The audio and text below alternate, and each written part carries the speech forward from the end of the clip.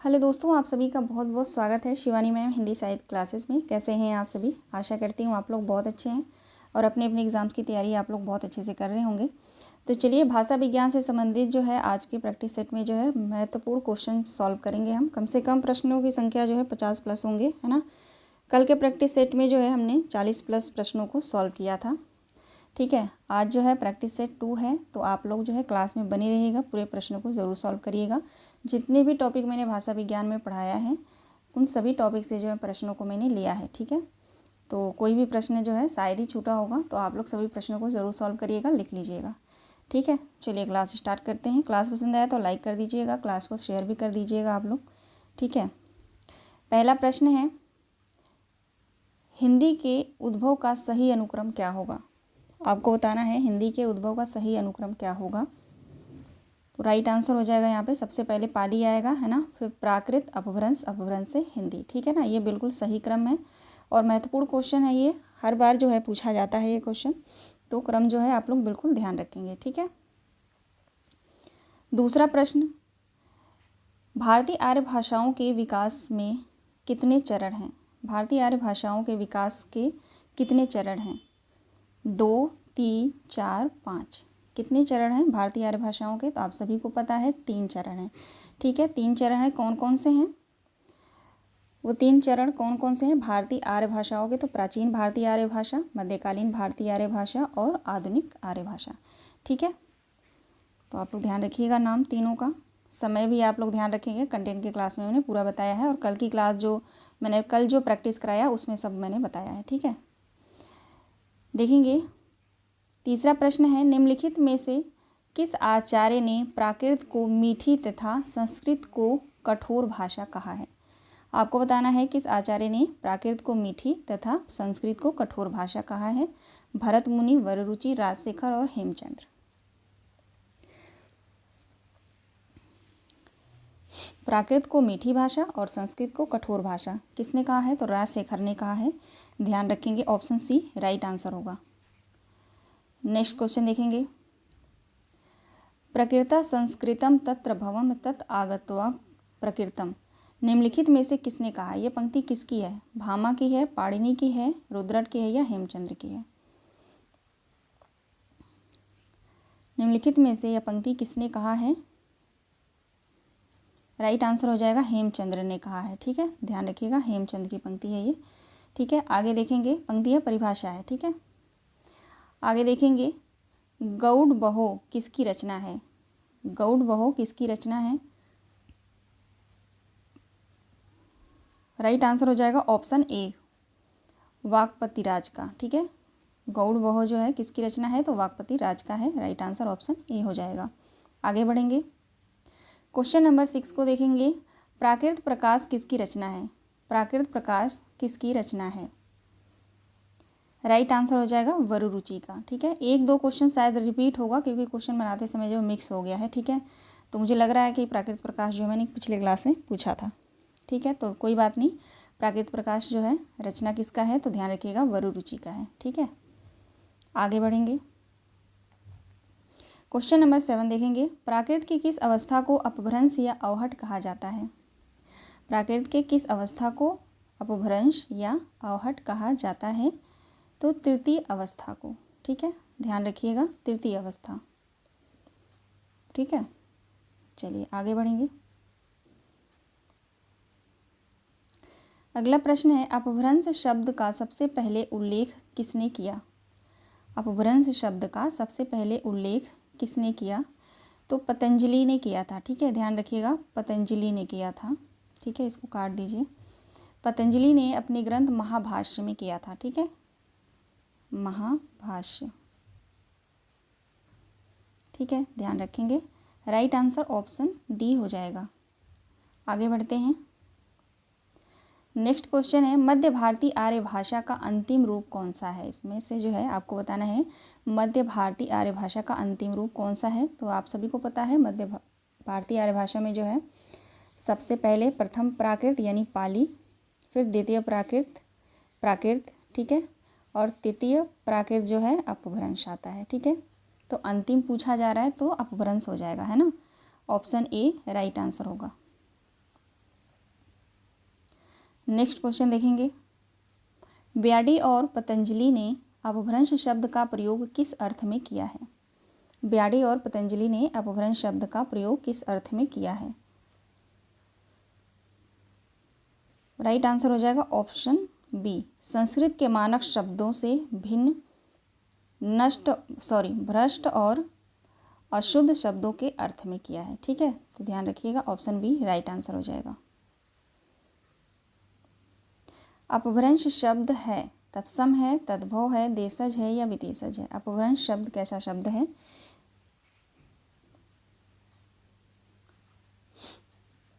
अपभ्रंश शब्द जो है तद्भव है। ठीक है, तद्भव राइट आंसर हो जाएगा ऑप्शन बी। आगे बढ़ते हैं, आगे देखेंगे, इनमें से कौन सा शब्द तद्भव नहीं है? अवहट, अपभ्रष्ट, अवहंस या अपभ्रंश? इनमें से कौन सा शब्द जो है तद्भव नहीं है, ये आपको बताना है। राइट आंसर हो जाएगा अपभ्रष्ट। ठीक है, अपभ्रष्ट जो है तद्भव शब्द नहीं है। ठीक है, तो ऑप्शन बी हमारा सही जवाब होगा। क्वेश्चन नंबर 13 देखेंगे, भाषा के अर्थ में अपभ्रंश शब्द का सर्वप्रथम प्रयोग मिलता है? चौथी शती में, पाँचवीं शती में, छठी में या सातवीं शती में? अपभ्रंश भाषा आपने पढ़ा होगा, है ना, मैंने पढ़ाया है कंटेंट की क्लास में। तो अपभ्रंश पूछा जा रहा है, भाषा के अर्थ में अपभ्रंश शब्द का सर्वप्रथम प्रयोग कहाँ मिलता है, कब मिलता है? तो छठी शताब्दी में मिलता है। ठीक है, ध्यान रखिएगा, मोस्ट इंपॉर्टेंट है छठी शताब्दी। आगे देखेंगे, नेक्स्ट क्वेश्चन है, अपभ्रंश भाषा के प्राचीनतम उदाहरण निम्नलिखित में से किस ग्रंथ में मिलता है? अपभ्रंश भाषा के प्राचीनतम उदाहरण जो है किस ग्रंथ में मिलता है, ये आपको बताना है। राइट आंसर क्या होगा? राइट आंसर हो जाएगा भरत मुनि के नाट्य शास्त्र में। ठीक है, ऑप्शन डी बिल्कुल सही जवाब है, भरत मुनि के नाट्य शास्त्र में। क्वेश्चन को ज़रूर आप लोग सारा सॉल्व करिएगा और नोट करते चलिएगा। जो क्वेश्चन आपको पता है वो आप लोग सॉल्व करेंगे, रिवीजन हो जाएगा अच्छे से। जो नहीं पता है उसको ज़रूर आप लोग नोट करेंगे। ठीक है, क्वेश्चन नंबर 15 देखेंगे, बंगला का विकास अपभ्रंश के किस रूप से हुआ है? बंगला भाषा का विकास जो है किस अपभ्रंश से हुआ है? मागधी से, ब्राचड़ से, महाराष्ट्री से या सौरसेनी से? क्योंकि ये ऐसा सब्जेक्ट है भाषा विज्ञान, आप पढ़ेंगे तो आपको लगेगा कि मुझे सब आता है और याद भी हो जाता है। ऐसा नहीं है कि याद नहीं होता, बहुत जल्दी याद भी हो जाता है, समझ में भी आ जाता है। बट वही है कि क्वेश्चन आता है ना तो कन्फ्यूजन बहुत बना रहता है। तो सबसे बेटर है कि आप जो क्वेश्चन आसान है, जो आपके दिमाग में बैठ गया है, उसके लिए तो कोई बात नहीं है। जहाँ पे आपको लगता है कि कन्फ्यूज होता हूँ मैं या होती हूँ, तो उस क्वेश्चन को आप अलग से आप लोग नोट करिए और बार बार रिवाइज करते रहिएगा। ठीक है, क्वेश्चन है, बंगला भाषा का विकास जो है अपभ्रंश के किस रूप से हुआ है? राइट आंसर हो जाएगा मागधी से। ठीक है, मागधी से हुआ है, तो ऑप्शन ए बिल्कुल सही जवाब है। आगे देखेंगे, क्वेश्चन नंबर 16, पाहुड़ दोहा की रचना किसने की? पाहुड़ दोहा की रचना किसने की? तो बिल्कुल आसान है, पाहुड़ दोहा किसकी रचना है?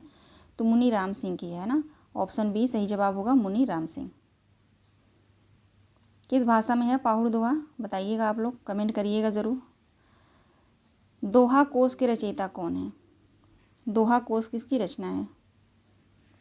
सराहपा की है ना दोहा कोश, ऑप्शन सी बिल्कुल सही जवाब है। ठीक है, चलिए आगे बढ़ते हैं। चरित काव्य सर्वाधिक किस साहित्य में रचे गए हैं? आपको बताना है चरित काव्य जो है सर्वाधिक किस साहित्य में रचे गए हैं।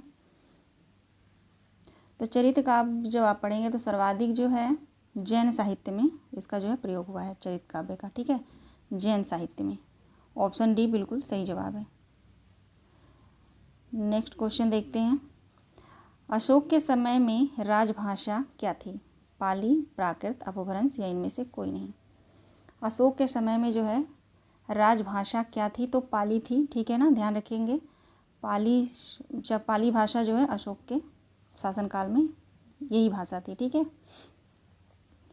आगे देखेंगे क्वेश्चन नंबर 20, अपभ्रंश की उत्तरकालीन अवस्था का नाम क्या है? अपभ्रंश की उत्तरकालीन अवस्था का क्या नाम है? संस्कृत, पाली, प्राकृत, अवहट?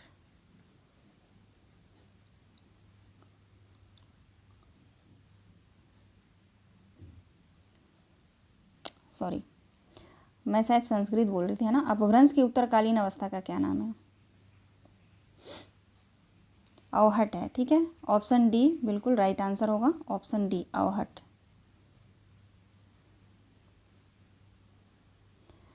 अगला प्रश्न है, पुरानी हिंदी नामकरण किसने किया? पुरानी हिंदी का नामकरण जो है किसने किया? चंद्र शर्मा गुलेरी, धीरेन्द्र वर्मा, उदय नारायण तिवारी या बाबूराम सक्सेना?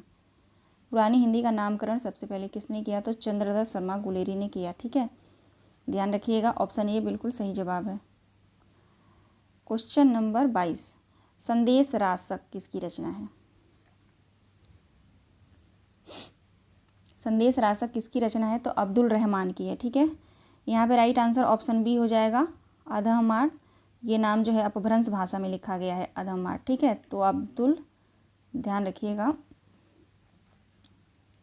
अब्दुल रहमान संदेश रासक आप सभी को पता है, अब्दुल रहमान की रचना है ना। ये दूसरा नाम भी आप ध्यान रखिएगा, ये अपभ्रंश भाषा में जो है अधमार्ड लिखा हुआ है, ठीक है। क्वेश्चन नंबर 23 देखेंगे, अपभ्रंश के भाषिक और व्याकरणिक रूप का स्पष्ट और सुव्यवस्थित विवेचना किसने किया है? आप सभी को बताना है, क्वेश्चन ध्यान से पढ़ेंगे। अपभ्रंश के भाषिक और व्याकरणिक रूप का स्पष्ट और सुव्यवस्थित विवेचना किसने किया है?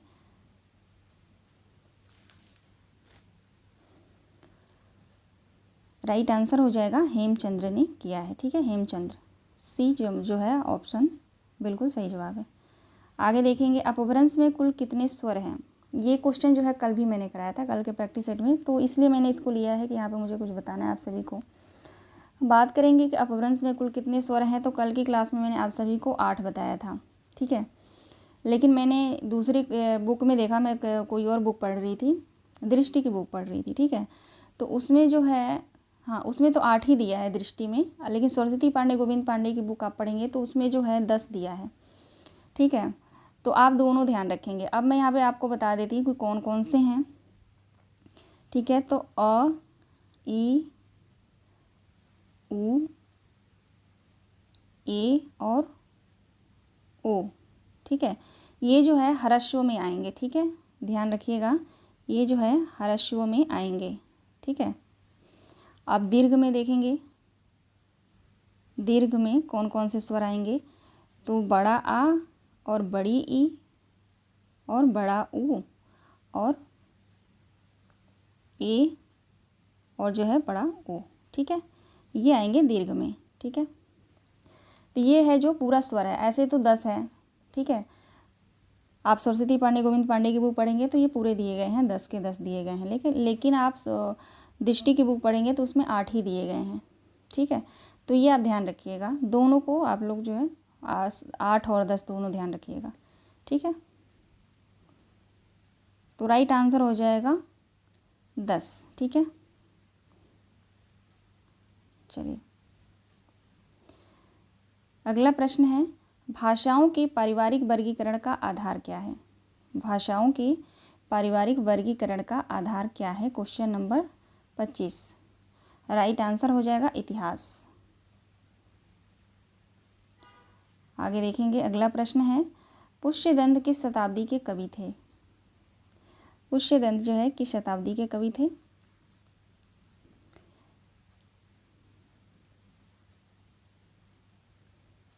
आठवीं के थे कि 10वीं के थे?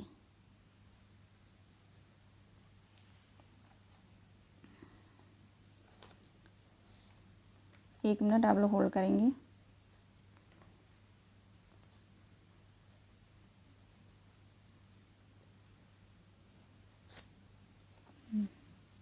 दसवीं सदी, ठीक है।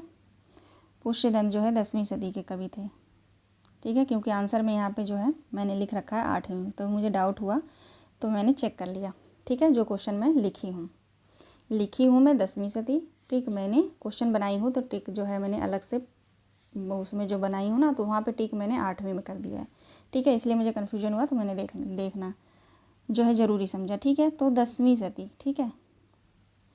आगे देखेंगे क्वेश्चन नंबर 27, पौमचर्यू किसकी रचना है?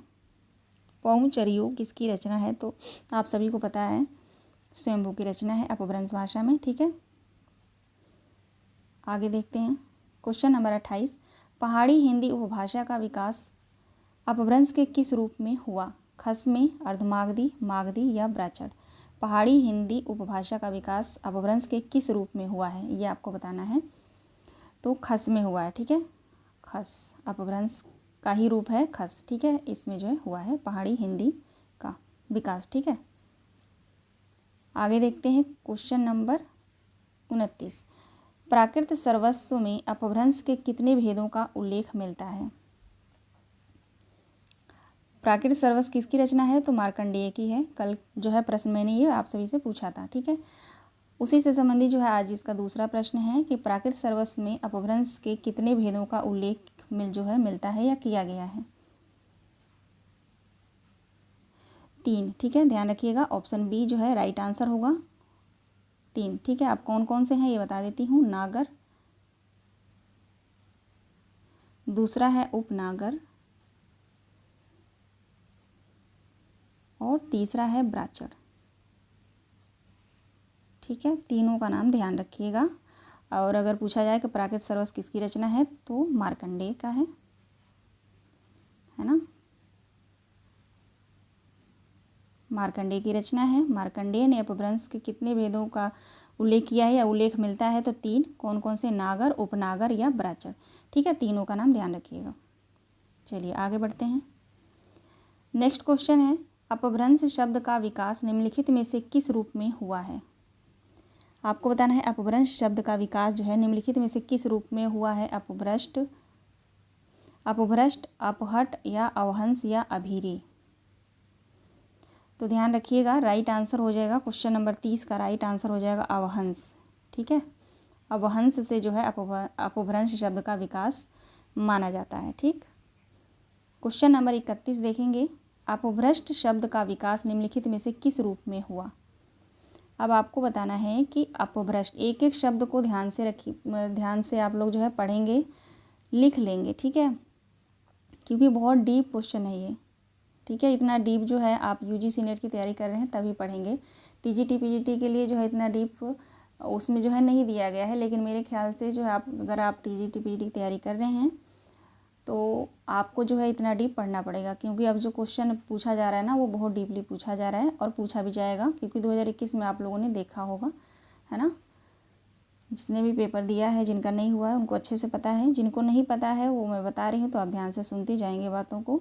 और कोई टीचर आपसे अगर कुछ कह रहा है तो आपकी भलाई के लिए ही कह रहा है, तो उस बातों को आप लोग जो है इग्नोर मत किया करिए कि यह तो ऐसे ही बोल रहे हैं, है ना।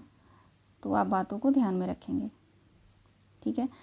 तो क्वेश्चन बताएंगे आंसर इसका, अपभ्रष्ट शब्द का विकास निम्नलिखित में से किस रूप में हुआ। राइट आंसर हो जाएगा अवहट, अवहट के रूप में हुआ है, ठीक है। इसको काट दीजिए, ठीक है। भोलानाथ तिवारी के अनुसार, भोलानाथ तिवारी के अनुसार, ठीक है, ध्यान रखिएगा। भोलानाथ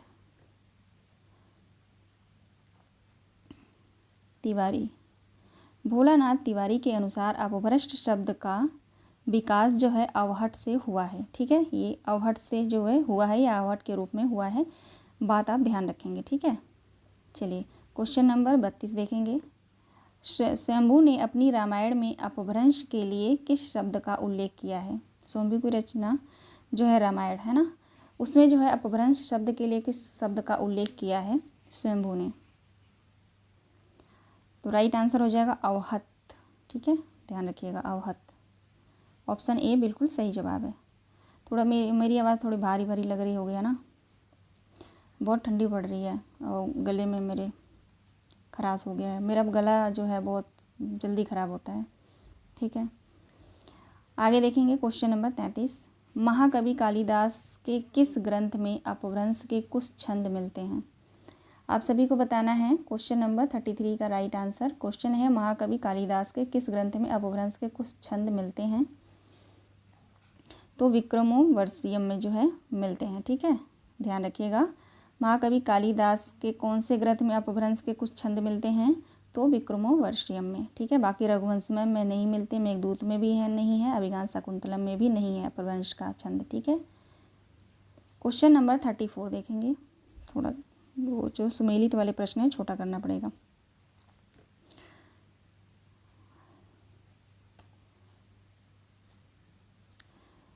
सूची 1 को सूची 2 से जो है सुमेलित करना है। ठीक है, देखते हैं। करंगचर्यु, करंगचर्यु जो है किसकी रचना है? तो करंगचर्यु जो है रईधु की है। ठीक है, रईधु। आदि पुराण किसकी रचना है? आदि पुराण, आदि पुराण की बात करें तो तीसरा हो जाएगा पुष्यदंत की, है ना। आदि पुराण पुष्यदंत की है। जम्बू स्वामी रासा, कुछ नया नाम है, ध्यान रखिएगा। जम्बू स्वामी रासा जो है धर्म सूरी का है। ओके, और भविष्यत कहा जो है आप सभी को पता है धनपाल का है। तो राइट आंसर हो जाएगा 4 3 2 1। ठीक है, कूट में देख लेते हैं। 4 3 2 1, ऑप्शन सी बिल्कुल सही जवाब है, 4 3 2 1। ठीक है, चलिए आगे देखेंगे। अगला प्रश्न है, अपभ्रंश को अभीरी की भाषा किसने कहा है? अपभ्रंश को अभीरी की भाषा किसने कहा है? तो दंडी ने कहा है। ठीक है, ऑप्शन ए बिल्कुल सही जवाब है, दंडी ने कहा है। आगे देखेंगे। अगला प्रश्न है, भाषा विशेष के अर्थ में सबसे पहले अपभ्रंश शब्द का प्रयोग निम्नलिखित में से किसने किया? हेमचंद्र, चंड, स्वयंभू या सरहपा ने किया था? भाषा विशेष के अर्थ में सबसे पहले अपभ्रंश शब्द का प्रयोग किसने किया था? तो चंड ने किया था, ध्यान रखिएगा, चंड ने। ठीक है, आगे बढ़ते हैं। अगला प्रश्न देखेंगे, अपभ्रंश का सबसे बड़ा व्याकरण निम्नलिखित में से कौन है? ज्योतिषर ठाकुर, दामोदर पंडित, हेमचंद्र या स्वयंभू? अपभ्रंश का सबसे बड़ा व्याकरण निम्नलिखित में से कौन है?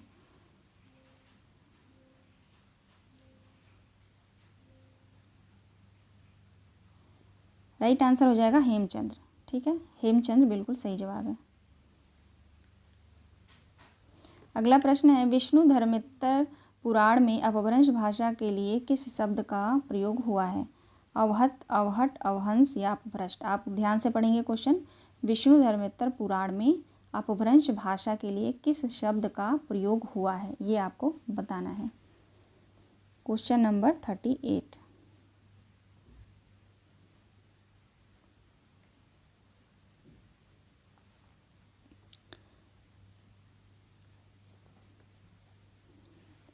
राइट आंसर हो जाएगा अपभ्रष्ट। ठीक है, अपभ्रष्ट बिल्कुल सही जवाब है, ऑप्शन डी सही जवाब होगा। आगे बढ़ते हैं। आगे देखेंगे, निम्नलिखित में से किस विद्वान ने अपभ्रंश को देश भाषा माना है? तो किसने माना है? ग्रियर्सन ने माना है। ठीक है, ध्यान रखिएगा, ऑप्शन ए बिल्कुल सही जवाब है। ग्रियर्सन ने जो है अपभ्रंश को देश भाषा माना है। आगे देखते हैं, निम्नलिखित में से किस विद्वान ने अपभ्रंश को देश भाषा नहीं माना है? अब आपको यहाँ बताना है इनमें से किस विद्वान ने अपभ्रंश को देश भाषा नहीं माना है। ठीक है, ग्रियर्सन ने तो माना है, ये तो हम पहले जान चुके हैं, लेकिन इसमें ग्रियर्सन का नाम नहीं है। तो देखते हैं, पिशेल ने माना है। ठीक है, पिशेल हो गए, भंडारकर हो गए, ये इन्होंने भी जो है अपभ्रंश को देश भाषा माना है, और बुल्लर ने भी माना है। ठीक है, तो राइट आंसर हमारा याकोबी, इन्होंने जो है नहीं माना है। ठीक है, तो हमारा राइट आंसर ऑप्शन बी ही होगा। ठीक है, याकोबी ने जो है अपभ्रंश भाषा को देश भाषा नहीं माना है। ठीक है, पिशेल, भंडारकर, बुल्लर और ग्रियर्सन, इन सभी चारों ने जो है अपभ्रंश को देश भाषा कहा है, ध्यान रखिएगा। अगला प्रश्न है, निम्नलिखित में से किस विद्वान ने अपभ्रंश का संबंध अभीरों तथा गुर्जरों से माना है? सिर्फ अभीरों की बात आए तो राइट आंसर क्या होगा? दंडी होगा। ठीक है, अभीरों की भाषा। और अगर यहाँ पे क्वेश्चन जो है पूछा गया है आप सभी से कि अपभ्रंश का संबंध जो है अभीरों तथा गुर्जरों से माना है, किस विद्वान ने? ठीक है, तो यहाँ पे जो देखेंगे राइट आंसर हो जाएगा याकोबी, याकोबी, है ना, डॉक्टर याकोबी। नहीं, रुक जाइए, गलत हो गया क्वेश्चन ये, याकोबी नहीं होगा, डॉक्टर कीथ होगा। सी ऑप्शन बिल्कुल सही जवाब है, डॉक्टर कीथ ने। ठीक है, चलिए यहाँ पे भी जो है सूची सुमेलित वाले क्वेश्चन हैं, देखेंगे। यहाँ पे जो है अपभ्रंश ग्रंथ दिए गए हैं और उनके रचनाकार दिए गए हैं। कुवलय माला का जो है किसकी रचना है? कुवलय माला किसकी रचना है? उद्धोतन सूरी का है। ठीक है, उद्धोतन सूरी। और महापुराण किसकी रचना है? तो पुष्यदंत की है ना। और पौमचर्यु तो स्वयंभू की, और संदेश रासक जो है अब्दुल रहमान की। अहन मान लिखा हुआ है यहाँ पे, संदेश जैसे अपभ्रंश में लिखा हुआ है, मैं जैसा कि मैंने आपको सभी को पहले बताया। ठीक है, तो यहाँ पे देखेंगे राइट आंसर हो जाएगा 3 4 2 1, है ना, 3 4 2 1। चलिए देख लेते हैं कूट में, 3 4 2 1, क्या है, कूट नहीं है यहाँ पे। अच्छा जी, हो सकता है मिस्टेक हो गया मेरे से यहाँ पे, है ना, तो कोई बात नहीं, यहाँ पे भी जो है मैं उत्तर लिख देती हूँ 3 4 2 1। ठीक है, 3 4 2 1, यही जो है सही जवाब है। तो आप जो है लिख रहे हैं क्वेश्चन, ठीक है, तो आप लोग जो है क्वेश्चन लिख लीजिएगा और मिला लीजिएगा। ठीक है, 3 4 2 1 बिल्कुल सही जवाब है। चलिए अगला प्रश्न है, हिंदी के कवियों को काव्य में चमत्कार लाने का वाग्य व चित्र के प्रदर्शन की प्रवृत्ति किससे मिली? हिंदी के कवियों को काव्य में चमत्कार लाने का और वाग्य व चित्र के प्रदर्शन की प्रवृत्ति जो है किससे मिली है?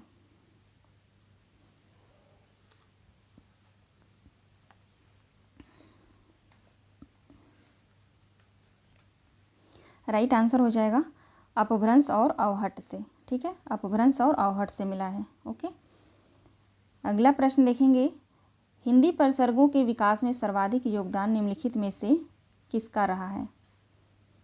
तो राइट आंसर हो जाएगा अपभ्रंश और अवहट का रहा है। ठीक है,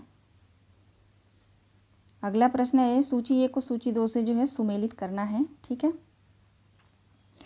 तो यहाँ पे देखेंगे राउरवेल जो है रोड़ा कवि की रचना है, और सायं धम्म दोहा जो है देवसेन की रचना है, और परम प्यासु जो रचना है वो है जोइंदू की, और नेमिनाथ रास जो है सुमति गढ़ की है। ठीक है, तो राइट आंसर हो जाएगा यहाँ पे 4 3 2 1। ठीक है, चलिए देखते हैं कूट में, 4 3 2 1 बिल्कुल सही जवाब है, ऑप्शन डी राइट आंसर होगा। नेक्स्ट क्वेश्चन देखेंगे, ग्रियर्सन ने आधुनिक भारतीय आर्य भाषाओं को कितनी उपशाखाओं में विभाजित किया है? ग्रियर्सन ने आधुनिक आर्य भाषाओं को कितनी उपशाखाओं में विभाजित किया है? तो ध्यान रखिएगा आप लोग, तीन उपशाखाओं में जो है विभाजित किया है। कौन कौन से? तो बाहरी उपशाखा, ठीक है, बाहरी उपशाखा, और दूसरा है केंद्रीय उपशाखा, और तीसरा है भीतरी उपशाखा। ठीक है, भीतरी उपशाखा। ठीक है, ध्यान रखिएगा। चलिए आगे देखेंगे, ग्रियर्सन द्वारा वर्गीकृत बाहरी उपशाखा में कितने समुदायों की भाषाएं हैं? ठीक है, पहला क्वेश्चन, इससे पहले जो हमने क्वेश्चन देखा उसका जो है वो कौन सा क्वेश्चन था? तो ग्रियर्सन ने आधुनिक भारतीय आर्य भाषा को कितनी उपशाखाओं में विभाजित किया? तो 3, पहला बाहरी, दूसरा केंद्रीय, तीसरा भीतरी उपशाखा। ठीक है, अब यहाँ पे क्वेश्चन देखेंगे उसी का जो है, जो बाहरी उपशाखा है ना, इसी में जो है पूछा जा रहा है कि कितने समुदाय की भाषाएं इसमें हैं। ठीक है, ये पूछा जा रहा है आप सभी से, ध्यान रखेंगे। तो राइट आंसर हो जाएगा 3। ठीक है, 3 जो है बिल्कुल सही जवाब है, ऑप्शन बी राइट आंसर होगा। आगे देखते हैं, ग्रियर्सन के वर्गीकरण में बाहरी उपशाखा में कितनी भाषाएं हैं? ठीक है, ग्रियर्सन के वर्गीकरण में बाहरी उपशाखा में कितनी, क्योंकि बाहरी उपशाखा जो है मोस्ट इंपॉर्टेंट है, तो इसमें जो कितनी भाषाएं हैं, इससे पहले जो क्वेश्चन था वो, एक मिनट रुकेंगे, समुदाय की भाषाएं हैं। ठीक है, इसमें जो है यहाँ पे पूछा जा रहा है कितनी भाषाएं हैं, तो 7 भाषाएं हैं। ठीक है, ऑप्शन सी बिल्कुल राइट आंसर होगा, 7 भाषाएं। अगला प्रश्न है, ग्रियर्सन के अनुसार मध्यवर्ती समुदाय की भाषा कौन सी है? मध्यवर्ती समुदाय की भाषा कौन सी है? ग्रियर्सन के अनुसार मध्यवर्ती समुदाय की भाषा कौन सी है? तो पूर्वी हिंदी है। ठीक है, पूर्वी हिंदी है। ये जो मैं पढ़ा रही हूँ ना, सभी पीडीएफ मैंने आप लोगों को टेलीग्राम पे भेज दिया है। कुछ स्टूडेंट जो है जो भी पीडीएफ मांगते हैं मैं भेज देती हूँ जैसे मुझे टाइम मिलता है। ठीक है, जो नहीं होता है मेरे पास उसको मैं नहीं भेज सकती, लेकिन हिंदी से जो भी प्रॉब्लम है आप बताएंगे तो मैं पीडीएफ मैं भेज देती हूँ। ठीक है, तो सारे स्टूडेंट जो है पढ़ रहे होंगे, अगर आपको चाहिए तो आप टेलीग्राम पे ज्वाइन हो जाइएगा, वहाँ पे मैंने भेज रखा है। ठीक है, अगर आपके पास है तो कोई बात नहीं। आगे देखेंगे, ग्रियर्सन के वर्गीकरण में भीतरी समुदाय में कितनी भाषाओं का उल्लेख है। ठीक है, अब जो है भीतरी समुदाय से पूछा जा रहा है। भीतरी समुदाय में कितनी भाषाओं का उल्लेख है।